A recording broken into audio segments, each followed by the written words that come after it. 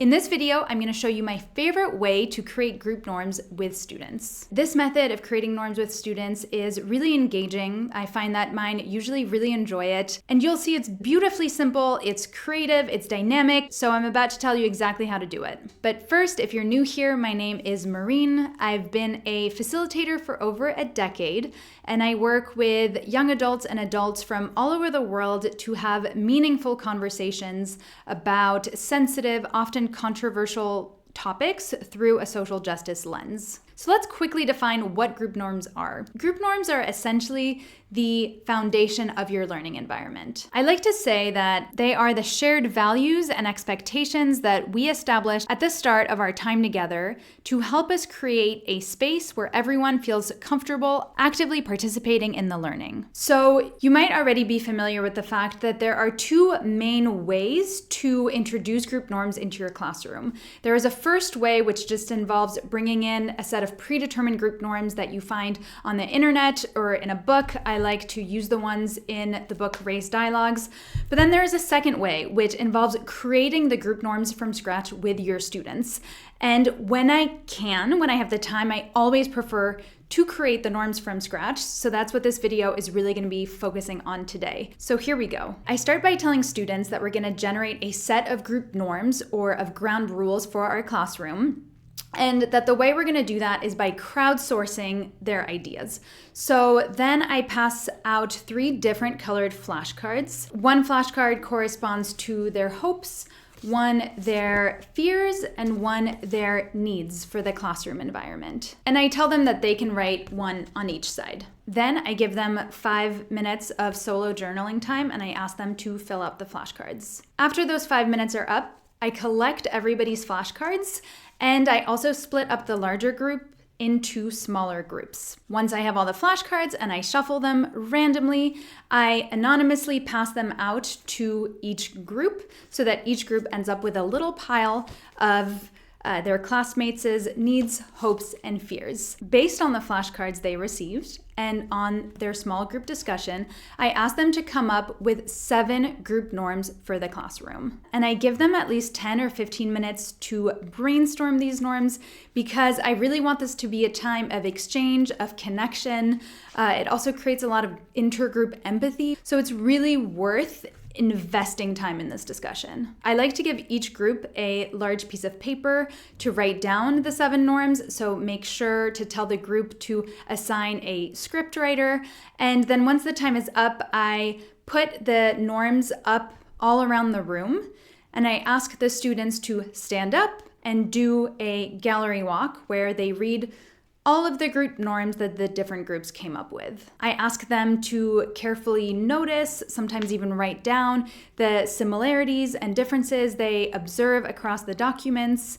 And then you might have guessed what comes next. We have a large group discussion whereby we establish the 7 group norms that we want for our classroom that reflects what we have seen in everybody's work. By the end of that process, those norms really feel like they were generated by the entire group. There's been a lot of discussion and back and forth, which is what makes this document actually powerful. So that's the basic premise.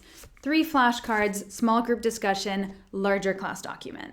I do want to elaborate a little bit on what I tell the students before I ask them to fill out the flashcards. As the leader of the learning experience, I need to have really thought about what my learning objectives are for the class or the workshop that I'm about to lead so that I can really clearly communicate that to the students. I like to communicate this in 2 ways. First, the content. So what are we going to be learning together? What sorts of group discussion can we expect? And then the process. So how do I hope that the students will engage so that we learn this content together? In my case, I always say that first and foremost, what I really want is for them to feel comfortable participating. And I want them to share the airtime, meaning I want everyone to participate and not just a handful of students. And the reason that it's so important to state that kind of goal before they get generating group norms is I want them to really think about what is it that I would need from this learning space to feel comfortable participating. What is a fear that I have about a highly participative learning space? What is a hope that I have? And in order to fulfill that hope, what are some of the things that I need? I was talking to another facilitator recently, and she was getting ready to facilitate a workshop with adult learners where it was in the workplace and there were a lot of power differences between the participants. And so she worried that that would really hamper the group's ability to participate authentically.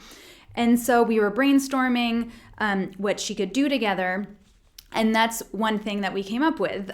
When she talks about the group norms, she can talk about the content of what the workshop is about, and then flag the fact that there are power differentials in the room that likely every person is aware of. And so let's acknowledge that this is the case and generate the types of group norms that we would want. I always tell my students that if we're having genuine dialogues, we're going to disagree.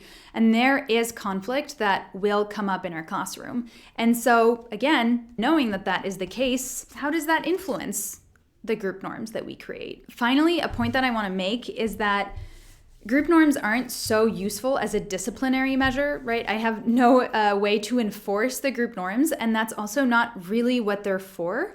I think that what they're really for is to lay the ground for more participation, for more like a sense that we really have a shared power in the classroom. It's to create buy-in. It's to start creating relationship across our diversity of experiences in a learning space. I hope you found this useful. And if you are a teacher that discusses topics that are controversial in their classroom, I also highly recommend downloading my guide, Navigating Conflict in the Classroom, because it has some really, really useful strategies about how to facilitate these kinds of sensitive conversations with your students. I also recommend checking out my video about asking good questions for dialogue versus debate. And with all of that said, thank you so much for watching, and I will see you very soon. Bye.